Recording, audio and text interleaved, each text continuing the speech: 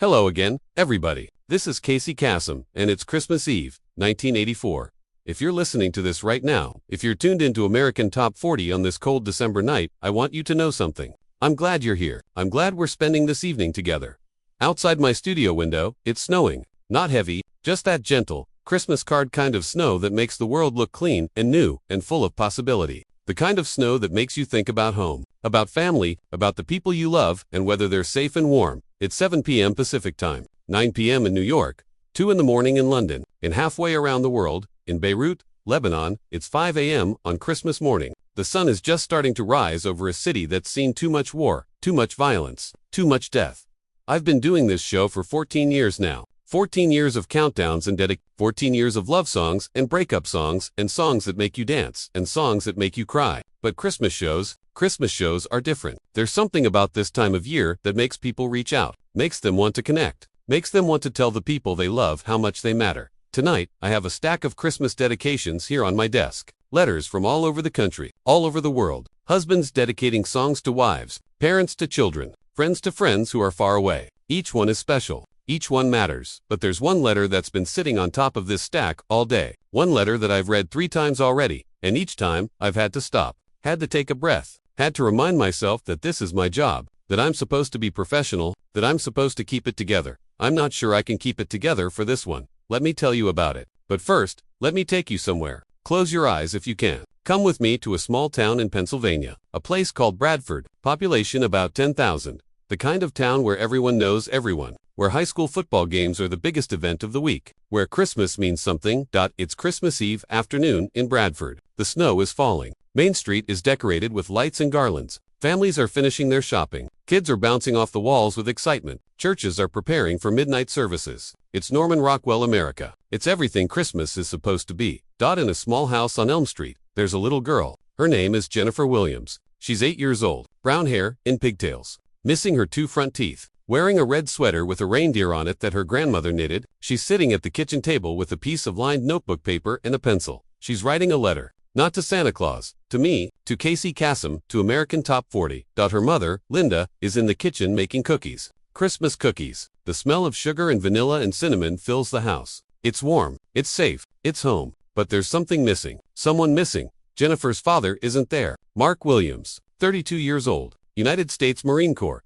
He's not at the kitchen table helping Jennifer write her letter. He's not in the living room putting the star on top of the Christmas tree. He's not anywhere in Bradford, Pennsylvania. He's in Beirut, Lebanon, part of the multinational force, peacekeepers they call them, trying to keep peace in a country that's been at war with itself for years. He's been there since October. He'll be there through the new year. He won't be home for Christmas. This is Jennifer's first Christmas without her daddy, and she's writing me a letter. Jennifer's letter. Dear Kasem, my name is Jennifer Williams, and I am 8 years old. I live in Bradford, Pennsylvania. My mom says you read letters on the radio on Christmas. I hope you read mine. My daddy is in Lebanon. He is a Marine. He helps keep peace. He has been gone since October. That is a long time when you are 8. Before he left, he told me something. He said, Casey, even when I'm far away, we can listen to the same song at the same time, and it will be like we're together. He said music goes everywhere, even to Lebanon. My daddy loves a song. I don't know how to spell it right, but it's about being home for Christmas. He plays it every year. He dances with my mom in the kitchen. He sings it really loud even though he can't sing good. It makes my mom laugh. This year, he can't dance in our kitchen. But Casey, can you play the song anyway? Can you play it so my daddy can hear it in Lebanon? Can you tell him that me and mom are waiting for him? Can you tell him we love him and we want him to come home safe? My mom says there is fighting where my daddy is. She cries at night when she thinks I'm sleeping. I heard her on the phone with grandma. She said she's scared. I'm scared too, Casey, but I know if my daddy hears the song he will know we are thinking about him. He will know we are waiting. Please, Casey. Please play the song for my daddy. His name is Mark Williams. He is the best daddy in the whole world. I want him to know that. Merry Christmas, Casey. Thank you for being on the radio. Thank you for helping people who are far away feel close. Love, Jennifer Williams, age 8, Bradford. P.A.P.S. My daddy says you have a nice voice. He says you sound like a friend. Kasem, I'm holding this letter right now. It's written in pencil on lined notebook paper. The handwriting is careful. Careful the way a second grader's handwriting is when they're trying really hard to make it neat. Some words are misspelled. Some letters are backwards. There's an eraser mark where she started to write something and changed her mind. At the bottom, she's drawn a picture. A Christmas tree. A house. Two stick figures that must be her and her mom, and off to the side, separate, another stick figure in what looks like a uniform, an American flag next to him. That's her daddy, far away, across the ocean, but still part of the picture. I've read thousands of dedications over the years. Thousands of letters from people asking me to play songs for people they love. But this one, this 8-year-old girl asking me to send a song to her father in a war zone on Christmas. I don't know if I can get through this, but I have to. Because somewhere in Beirut, Lebanon, a Marine named Mark Williams is listening. Or I hope he's listening.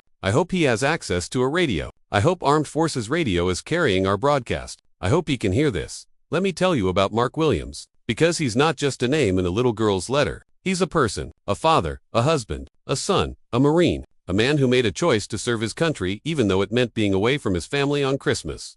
Mark Williams was born in Bradford, Pennsylvania, in 1952, grew up on that same street where his daughter lives now, went to Bradford High School, played baseball, was pretty good, actually, good enough to get some college scholarship offers. But Mark didn't go to college. In 1970, when he was 18 years old, Mark enlisted in the Marine Corps. This was Vietnam era. His friends thought he was crazy. His parents begged him not to. But Mark said something that his mother would remember for the rest of her life. He said, "Mark Casey recreating, somebody has to go. Somebody has to serve. If not me, then who? Another kid from another town. Why should they go instead of me?" Casey Kasem. So he went. He did 2 tours in Vietnam. Infantry. Saw combat. Saw friends die. Came home in 1973 with a Bronze Star and nightmares that would wake him up for years. But he came home. That's the important part. He came home. He met Linda at a church picnic in the summer of 1974. She was visiting from Scranton, staying with her aunt for the summer, working at the local library. Mark came in to return a book about baseball. Because some things never change, and he saw her stamping returns at the front desk.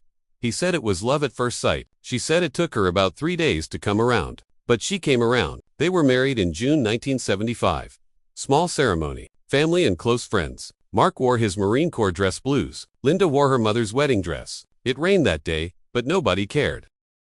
Mark left active duty but stayed in the reserves. Went to work at the paper mill in town. Good job, steady pay, union benefits. Started building a life. They bought a small house on Elm Street. 3 bedrooms, white picket fence. Actual white picket fence. The American dream. Jennifer was born in 1976, May 15th, 7 pounds, 3 ounces. Perfect. Mark cried when he held her for the first time. Big, tough, Marine. Crying in the hospital room, holding this tiny person and promising her he would always keep her safe, always protect her, always be there. And he was. He was there for first steps, first words, first day of kindergarten. He taught her to ride a bike, taught her to catch a baseball, showed up to every school play, every parent-teacher conference, every dance recital. He was there.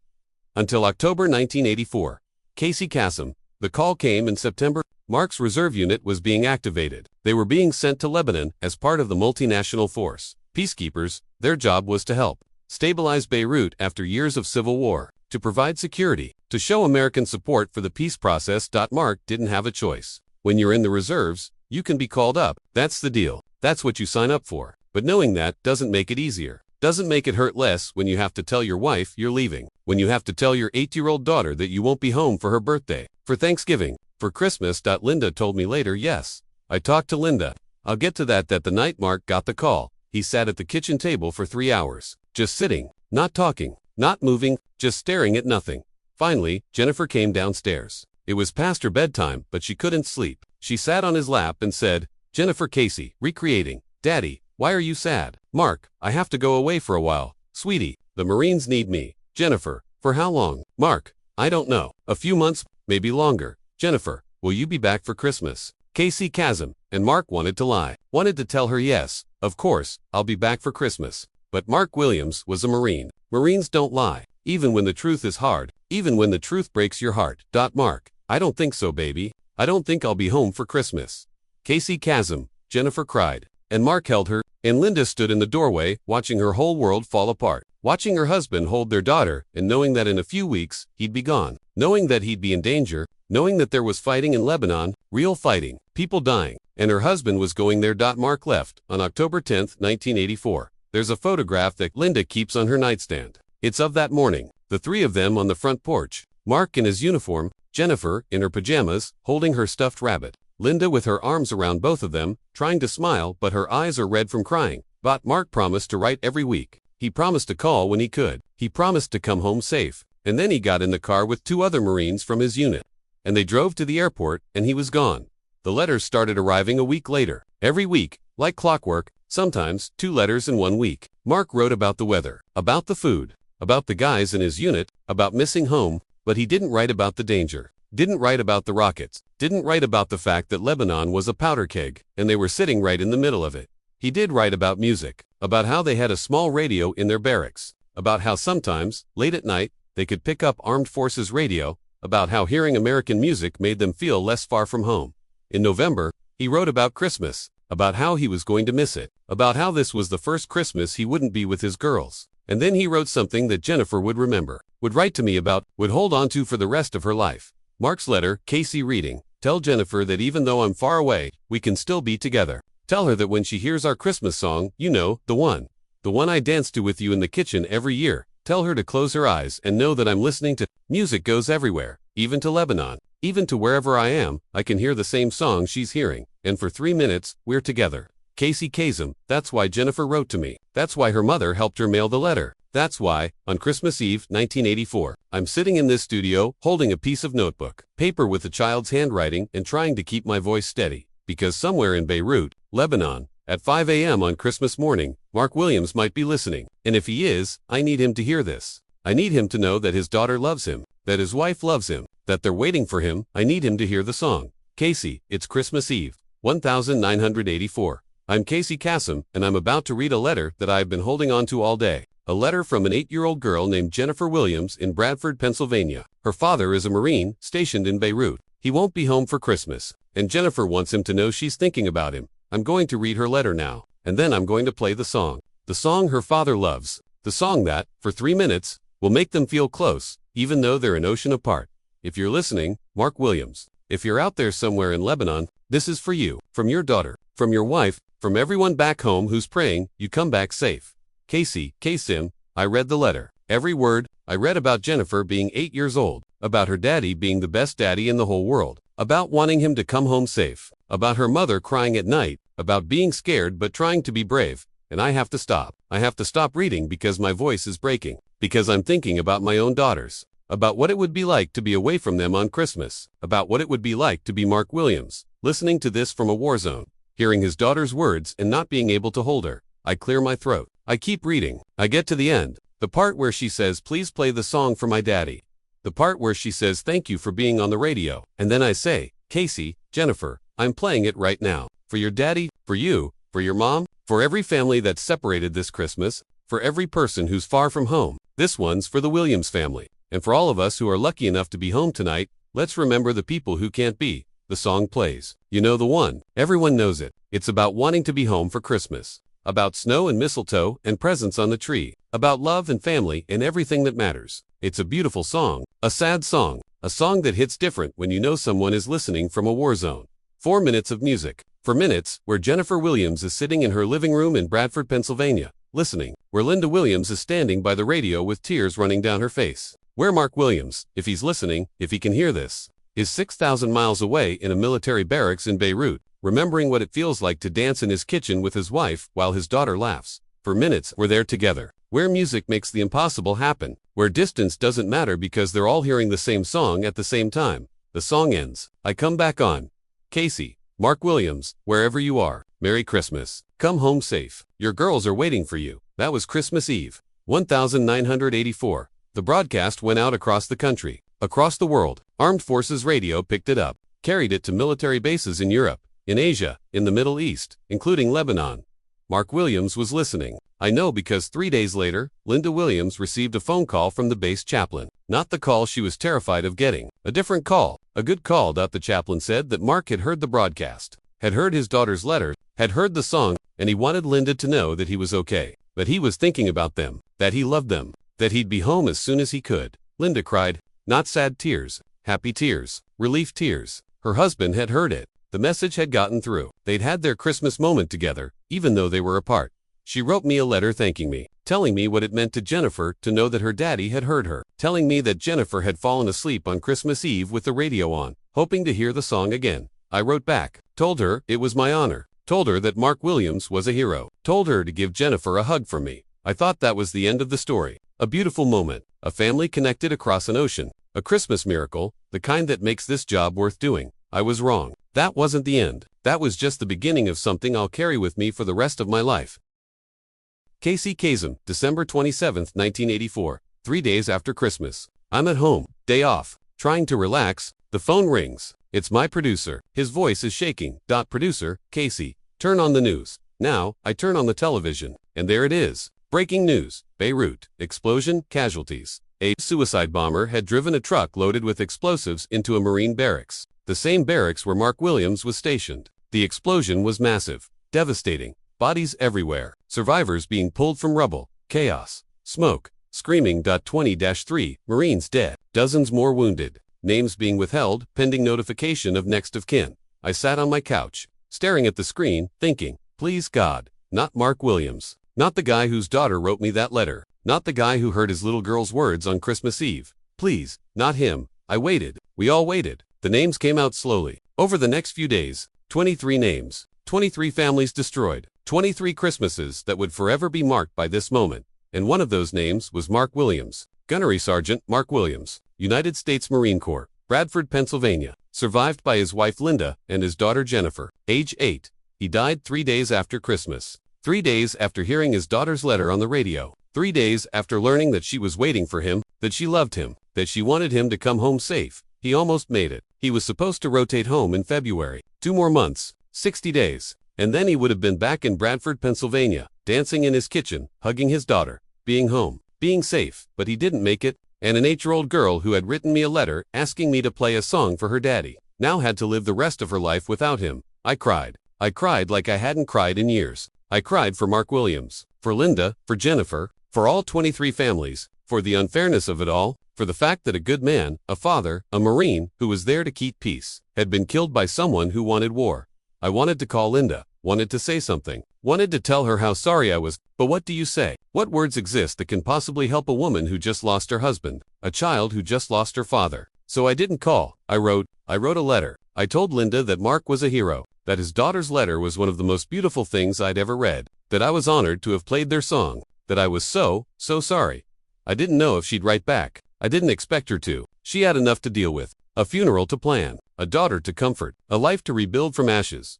But 3 weeks later, I got a letter from Linda, and with it, a shorter letter, in a child's handwriting, from Jennifer. Linda's letter. Casey reading, Dear Casey, I want to thank you for playing Mark's song on Christmas Eve. He heard it. The chaplain told me that Mark was in the recreation room with some of the other Marines. The radio was on. Your show came on, and when he heard Jennifer's letter, when he heard you read it on the air, he cried.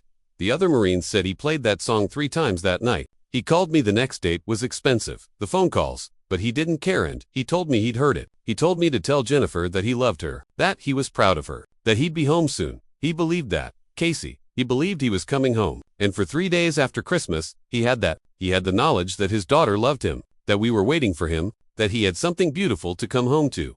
Those 3 days matter. Those 3 days when he knew, when he really knew how much we loved him. I'm grateful for those days. I'm grateful that he didn't die thinking he was forgotten, that he didn't die alone and far from home without knowing. Thank you for giving us that. Thank you for playing the song. Thank you for reading Jennifer's letter. Thank you for being part of our last Christmas with Mark. Linda Williams JNNIFR's letter. Casey reading, Dear Casey, my daddy died. My mom says he is in heaven. My mom says he heard my letter. She says he heard you play the song. I'm sad. I miss my daddy, but I'm glad he heard it. I'm glad he knows I love him. Casey, can you play the song again? Can you play it every Christmas? So my daddy can hear it in heaven. My mom says heaven has radios. Thank you, Casey. You have a nice voice. My daddy was right. Love, Jennifer Cacy Kasem. I'm crying as I read this to you. I cried when I first read it in 1985. I cry every time I think about it, because Jennifer Williams, at 8 years old, had already learned something that most of us spend our whole lives trying to understand. That love doesn't end. That the people we lose are never really gone, as long as we remember them. As long as we keep playing their songs, as long as we keep telling their stories. I wrote back to Jennifer. I told her that yes, I would play the song every Christmas. I told her that her daddy was proud of her, that he was watching over her, that heroes never really die because we remember them. And I've kept that promise. Every Christmas since 1984, I play that song, and I tell the story. Not all of it, not every detail, but enough. Enough so people know that there was a Marine named Mark Williams who loved his daughter, who heard her letter on Christmas Eve, who knew, in his last days, that he was loved. Kasem. But here's the part that breaks me. The part that I think about every single Christmas. Jennifer kept writing to me. Every year, every Christmas. Without fail, the letters changed as she got older. The handwriting got better. The spelling improved. The stick figure drawings became more sophisticated. But the message was always the same. Please play my daddy's song, so he can hear it, so he knows we remember. When she was 10, she wrote about her school play, how she wished her daddy could see it. When she was 13, she wrote about making the honor roll, how her daddy always said education was important. When she was 16, she wrote about learning to drive, how her daddy had promised to teach her. When she was 18, she wrote about graduating high school, how her mom cried because daddy wasn't there to see it. When she was 22, she wrote about graduating college, how she studied hard because her daddy would have wanted her to. When she was 26, she wrote about getting married, how they played her daddy's song at the reception, how her mom danced alone because her daddy should have been there. When she was 29, she wrote about having a baby, a boy, how she named him Mark, how she wished her daddy could have met his grandson. 40 letters, one for every Christmas from 1984 to 2024.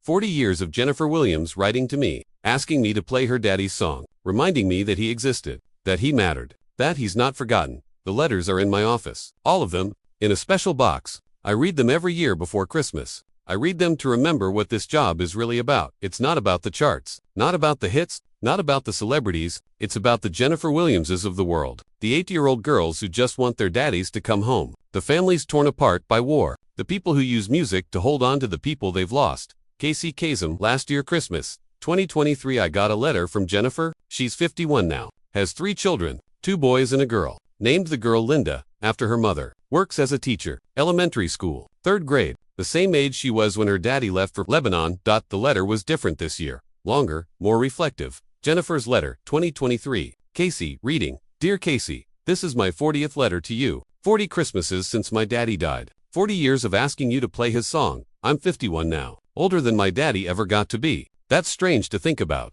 I'm older than my father. I've lived more years than he did. I've had experiences he'll never have. I've seen my children grow up. He never got to see me grow up.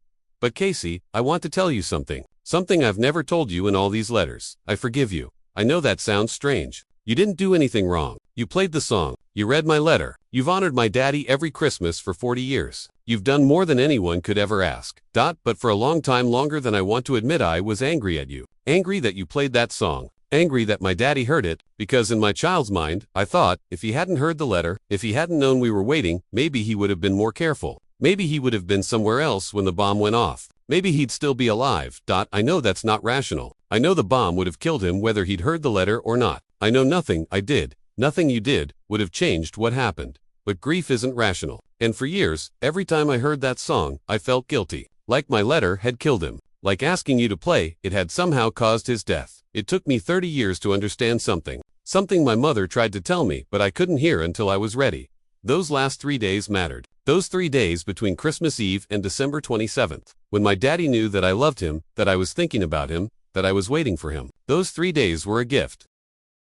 He didn't die wondering if we still cared. He didn't die feeling forgotten. He died knowing he was loved. And that matters, Casey. That matters more than I can say. Thank you. Thank you for playing the song. Thank you for reading my letter. Thank you for giving my daddy that gift. And thank you for keeping your promise. For playing it every year. For remembering him. My daughter Linda, we named her after my mom. She's 8 now. The same age I was when I wrote that first letter to you. She asks about her grandpa. Asks what he was like. And I tell her he was brave. He was kind. He was funny. He loved Christmas. He loved music. He loved us. And then I play her the song. His song, our song. And I tell her that on Christmas Eve, if she listens to the radio, she might hear Uncle Casey play it. And when she does, she should close her eyes and know that somewhere, her grandpa is listening to because music goes everywhere. Casey. Even to heaven. Even to wherever my daddy is. Even after 40 years. Thank you for teaching me that. Merry Christmas, Casey, and Merry Christmas to my daddy. Wherever he is. With love and gratitude, Jennifer Williams, age 51, Bradford. PAPS, you still have a nice voice. My daddy was still right. Kasem. I'm sitting here in my studio reading this letter to you. And I'm not even trying to hide the tears anymore, because this is what it's all about. This is why I do this job. This is why radio matters. Jennifer Williams is 51 years old. She has a full life, a family, a career. She's successful. She's happy. She's moved on. But every Christmas, she writes to me. And every Christmas, I play the song. And for 3 minutes, we remember Mark Williams. We remember a Marine who died serving his country. We remember a father who loved his daughter. We remember a man who heard a song on Christmas Eve and knew he was loved. That's not sad. That's beautiful. That's connection. That's what music does. It bridges time. It bridges distance. It bridges the gap between the living and the dead. It reminds us that love doesn't end, that the people we've lost are never really gone. Mark Williams died in 1984, but he's not forgotten. His daughter remembers. His grandson bears his name. And every Christmas, millions of people hear his story and remember that there was a Marine who heard his daughter's letter and knew he was loved. That's immortality. Not living forever, but being remembered, being loved, mattering. Kasem. I want to tell you something I've never said on air before. I keep that first letter from Jennifer. The one written in pencil on notebook paper. The one with the stick figure drawings. The one that started all of this. It's in a frame on my desk, right next to a photograph that Linda sent me years ago. It's the photo from October 10, 1984. The morning Mark left. The three of them on the front porch. Mark in his uniform. Jennifer in her pajamas. Linda trying to smile. I look at it every day. And every day, I'm reminded of what we do here. Of the responsibility that comes with having a microphone and an audience. Of the power of a song at the right moment. Of the fact that words matter. Stories matter. Remembering matters. This Christmas, when you're with your family, when you're sitting around the tree opening presents, when you're safe and warm and home, remember the people who can't be there. Remember the soldiers overseas. Remember the families who have empty chairs at their tables. Remember the children who wrote letters to their daddies and didn't get to see them come home. And if you get the chance, tell the people you love that you love them. Don't wait. Don't assume they know. Tell them. Because Mark Williams didn't get to say goodbye to his daughter. Didn't get to tell her one more time how much he loved her. Didn't get to come home. But he did get to hear her letter. He did get to know she was waiting. He did get to have those last 3 days of knowing he was loved. Those 3 days mattered. They mattered to Mark. They mattered to Linda. They mattered to Jennifer. They mattered to me. And they should matter to you.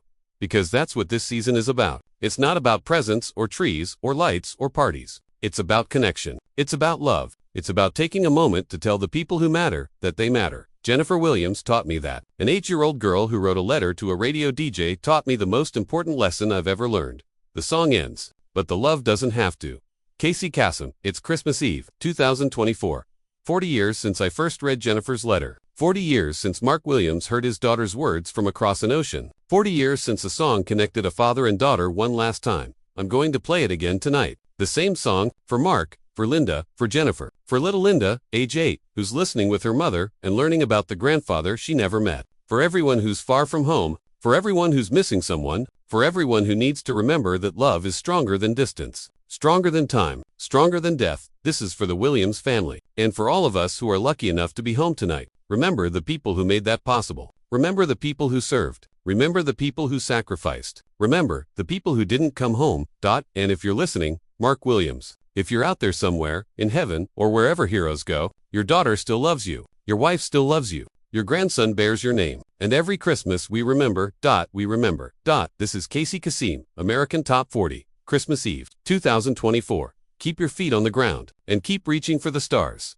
And for God's sake, tell the people you love that you love them. Right now, today. Don't wait, because tomorrow isn't guaranteed. But love is the one thing that lasts. The song is for you, Mark, from Jennifer. From all of us.